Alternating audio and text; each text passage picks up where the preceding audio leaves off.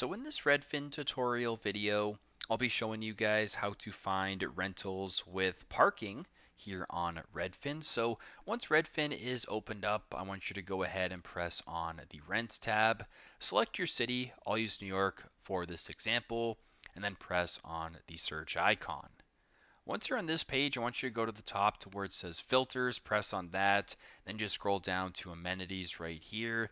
And where it says parking allowed, go ahead and press on that. Then go to the bottom right, press on see homes. Now what you're going to be seeing is a bunch of different rental options that offer parking with the rental. So very simple, very straightforward. That's how you guys can find rentals with parking here on Redfin. Thanks again for watching, and I hope this video helps.